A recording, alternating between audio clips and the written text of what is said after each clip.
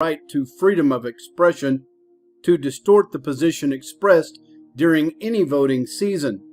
This is in direct response to the United States now being exposed as conducting one of the most dishonest and manipulated elections ever seen in modern times, and whose latest atrocities include Special Counsel Robert Mueller, suspected of having ordered the brutal slaying of one of its past informants named Whitey Bulger, who was about to testify about FBI crimes, conveniently, and the anti-Trump mainstream media establishment blatantly trying to influence voters by their slamming President Trump with an astonishing 92% negative coverage of his presidency. All the while, the World Economic Forum having just announced that the United States has the most competitive economy in the world, obviously due to President Trump having created over 4 million plus jobs for the citizens of America, thus creating record low unemployment for African Americans and Latinos.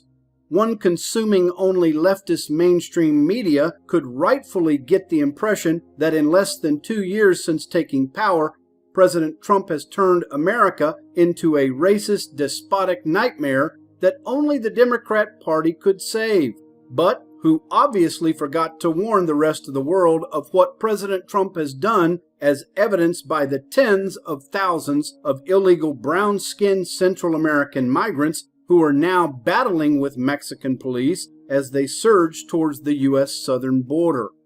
Of course, it's absurd that anyone believing the Democrats and leftist mainstream media that President Trump has turned the United States into a despotic, racist, and jobless nightmare of a country, so too is it absurd for anyone still believing the Trump-Russian collusion fairy tale concocted by these insane election-manipulating maniacs that even the Democrats have given up on convincing the American citizen about, and as evidenced by new data showing that over a 4-week period through mid-October of 2018, 0.1% of ads aired in congressional races mentioned Russia, and there were 0 mentions of Russia in ads for U.S. Senate races as well.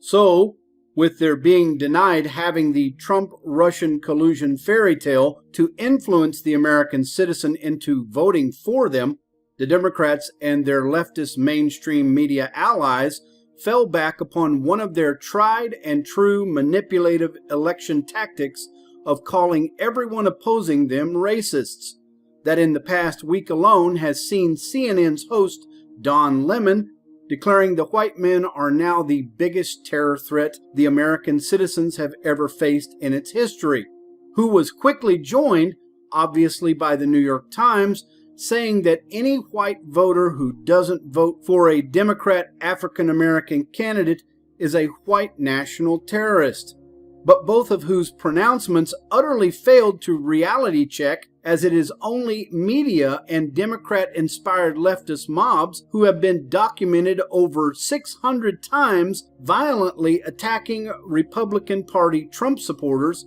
officials, and offices.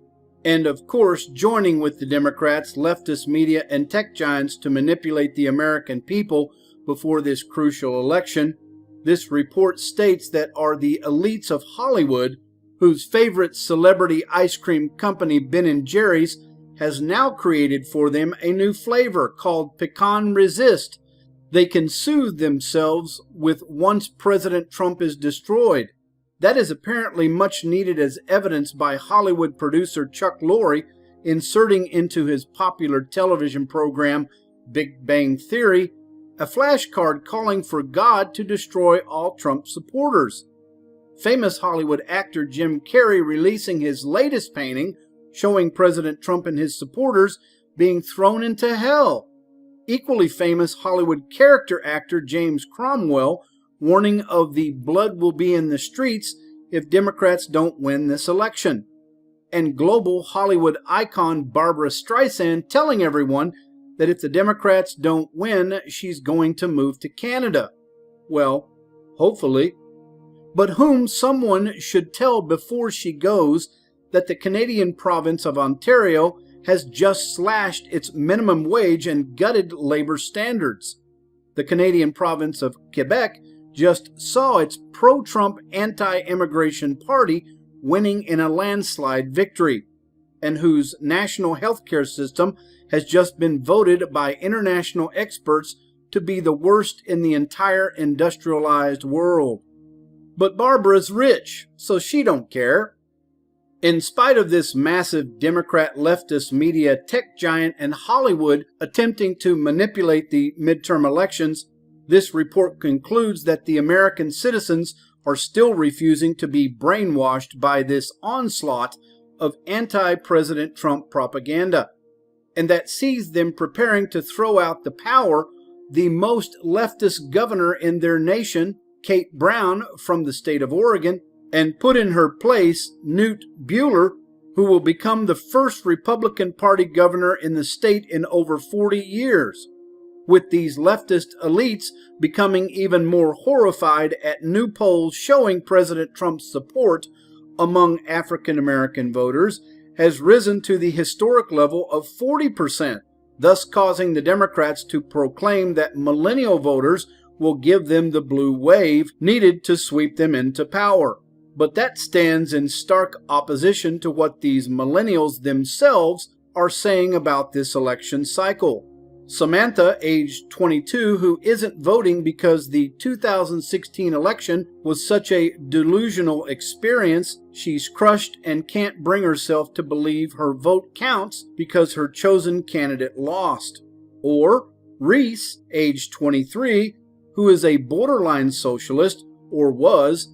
She's not super sure and says talking about voting is really big in her circle of friends, but she just can't bring herself to do it. Tim, age 27, who does not understand how the post office works and says, I tried to register for the 2016 election, but it was beyond the deadline by the time I tried to do it. I hate mailing stuff. It gives me anxiety. And Megan, age 29, who has to print a form and mail it in to get an absentee ballot, but she doesn't own a printer and has no idea how to get stamps. Really. Drew, age 21, who admits she didn't know who Joe Biden was until after the election, and anyway, she just doesn't have the time and energy to vote. Anna, age 21, who is just a basket case because mailing something is hard, saying most people my age have zero need to go to the post office and may have never stepped into one before. Honestly, if someone had the forms printed for me and was willing to deal with the post office, I'd be much more inclined to vote. Jocelyn, age 27, who doesn't have a driver's license, so she has to register to vote in person, but she doesn't always feel like leaving home, so she didn't. And Thomas, age 28, who thinks voting is so passé and says, my polling place is at the end of my block. It takes no time at all. It's an extremely easy process, but I think that's also what makes it seem sort of alienating and anticlimactic. You go in and you're like, this is the climax of democracy? Like, the sticker on my chest is the climax of democracy?